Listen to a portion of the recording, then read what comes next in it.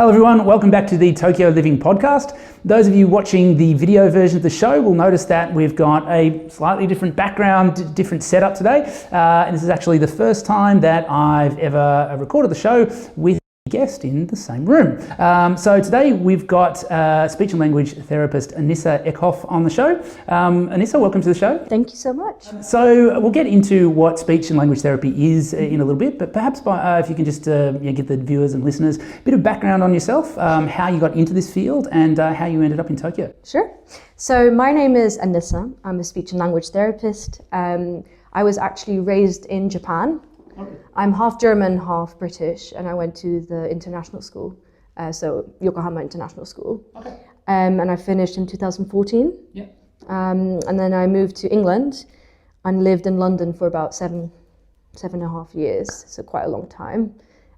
Trained as a speech and language therapist and decided to come back because Tokyo is the best place on this planet, so I really wanted to come back, yeah. I can't argue with that. And were you thinking of doing speech and language therapy when you were at school here? Was it something that you went to London to study specifically, or? So actually, I got into speech and language therapy because I did summer school. I was a teaching assistant, and one of the teachers, she actually inspired me to become a speech and language therapist because she herself is one. And I had a wonderful summer just, practicing all the different strategies that she would give us because there's the two of us. And she said to me, I think you should become a speech and language therapist. And that was the first time that I've ever heard of it. Yeah. But I ended up studying something completely different for my undergraduate. And then after that, I said, okay, that's it. I'll do my 2-year master's in speech and language therapy. And here we are. Yeah. And whereabouts did you study? I studied in London. Yep.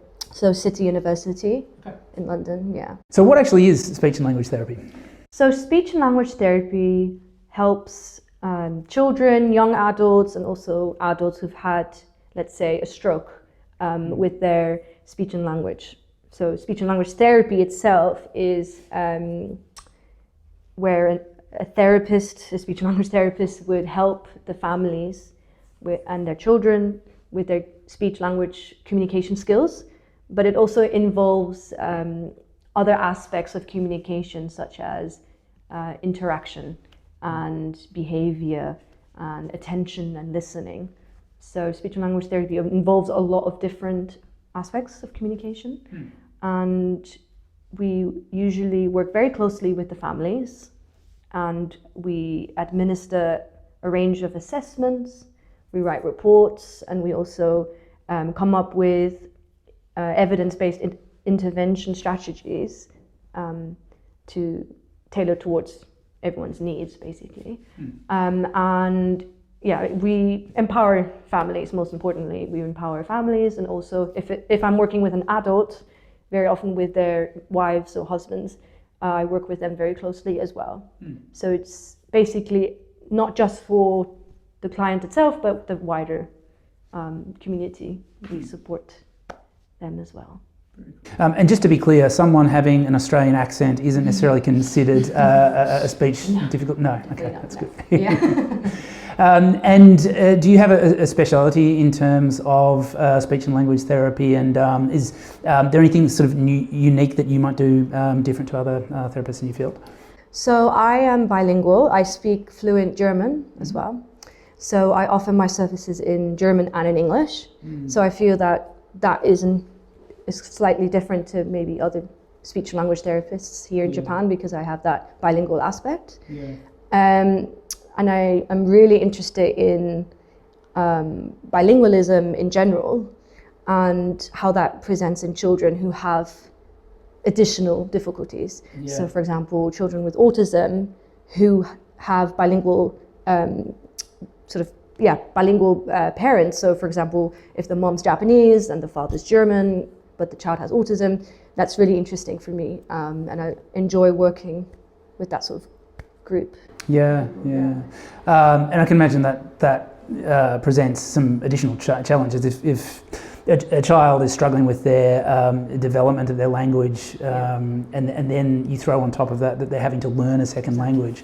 How do you go about sort of managing those bilingual? Because I would imagine here in Tokyo you've got a lot of families that are half Japanese and half another nationality, but also it's a very international culture, and a lot of our clients are not necessarily Japanese English bilingual, but they might have one parent who's European. They might speak French and English, Spanish and English, or German and Japanese. And, how do you sort of manage that? And do you feel that in those cases that you sort of need to focus on the development of the language in both languages at the same time, or do you sort of prioritise one, or how does that work? So with bilingualism in itself, it's always a positive experience for the child to learn two languages, because it's actually really useful for the brain. It has loads of incredible benefits for learning two languages and speaking two languages. And if a child has additional difficulties, what we usually tell parents is to speak to your child in the language that you're most comfortable in. And they shouldn't worry about learning the other language. Let's say if they're going to an international school, but then the parents want to speak to their child in, let's say, Italian, we would usually say, speak to your child in your home language, in your preferred language. And English is something that the child will learn in school. So that's basically the advice that we give. And I was previously in London, and London is also a melting pot, right? Loads of bilingual families. Most of the time I was actually working with via interpreters, because there were so many languages being spoken. And all the parents were very, very concerned and saying, well, my child is not even learning English very well. Should I speak to my child in English? And we said, no, actually, speak the language that you're most comfortable in, because that's the perfect language model for your child. So that's basically the advice that I would give for parents here as well. So if someone was to present to a speech pathologist, what type of, what sort of assessments are you performing? And without going into too much detail, what are some of the basic interventions that you might use with your clients? So I'll always start off talking to the parents.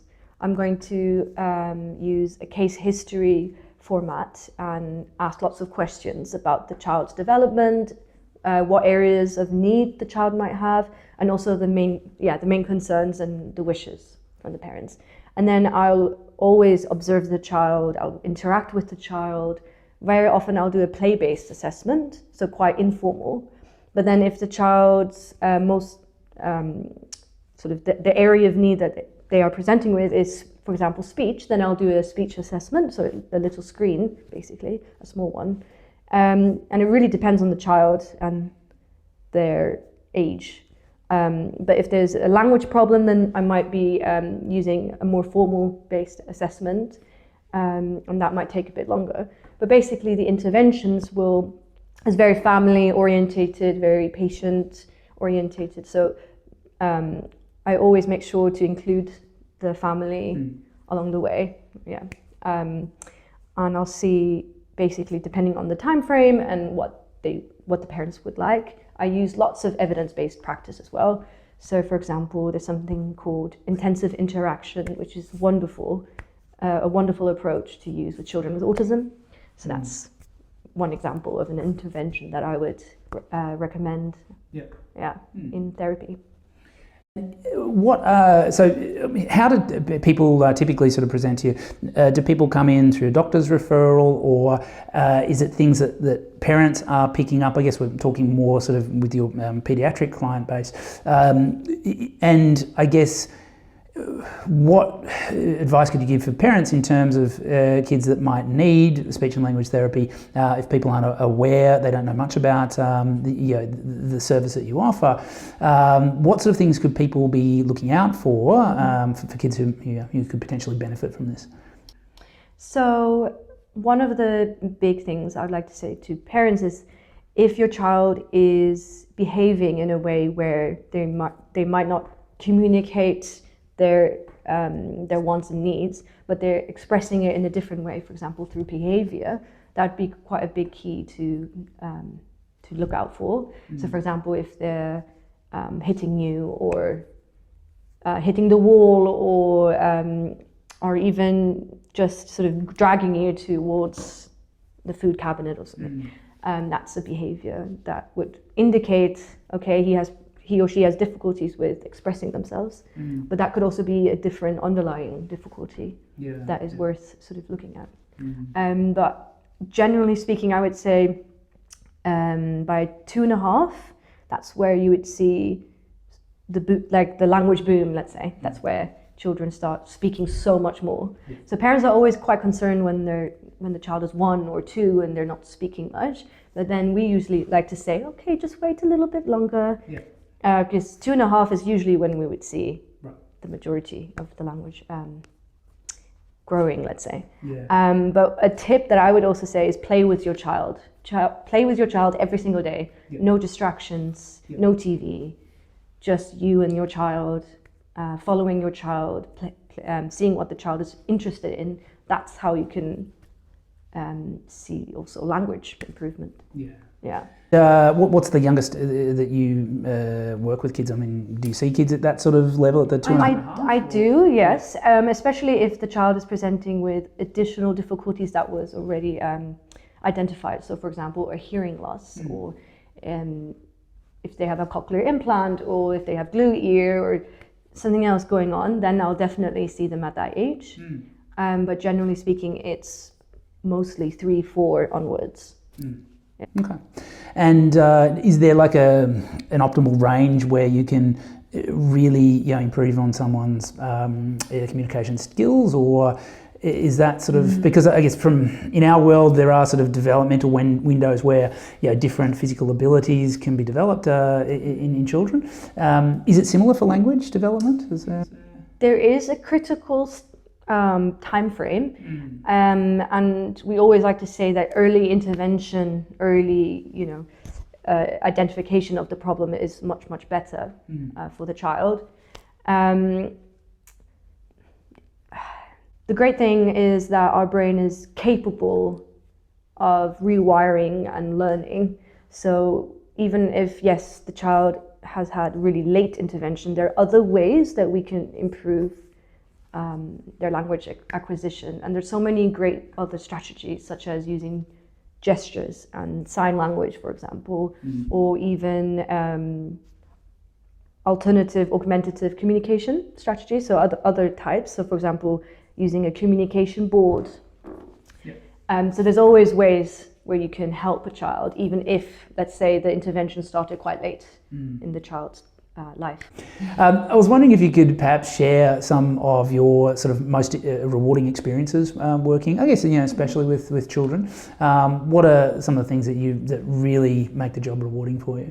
So for me, the most rewarding is to work with the parents, basically, because I really do feel that they, if they learn the tools and strategies to support the child, they become happier. You can see the difference, not in just the child's development, but also in the parents. And that gives me a lot of joy to see how the parents feel empowered and they feel like they can really help their child through coaching in a way. And then by doing that, I guess you can change the whole sort of family atmosphere and Really love doing that. So working in a clinic is my ideal location, and I'm very happy that I'm able to do that here in Tokyo. So I guess that's a good segue to talking about what you're doing now. So you're currently working up the road from where we are now at Tokyo Medical and Surgical. How long have you been at Tokyo Medical and Surgical for? 3 weeks now. 3 weeks. Yes, very fresh. How are you finding that? Really good. I really like it. It's a nice team. It's a very good location, very ideal, right by Tokyo Tower. So that's also nice to see every day. And I couldn't be happier, really. I'm really happy. So if people want to find out a little bit more about you, or perhaps book an appointment, how do they go about that? Do you have a website? Are you active on social media or anything like that? I do, yes. So I have a website, speechtherapytokyo.com. and you can find me on there. And I'm also on Instagram. Yep. I think it's Speech Therapy Tokyo. Okay. Just like that. And also, if you'd like an appointment, please contact Tokyo Medical Clinic directly and ask for Anissa Eckhoff, the speech and language therapist, and the receptionist will book an appointment with you. All right. Well, we'll put all the links to how people can find you in our show notes, and as part of the wider Tokyo Medical and Surgical team, it's great to have you on board. And thank you very much for your time today. Thank you. All right, and thanks very much for watching, guys. I hope you enjoyed the new format. We've got a couple of lovely facilities within our business, and I thought it would be good to show off a little bit of them throughout the show. So let us know if you liked it, and we'll see you on the next episode.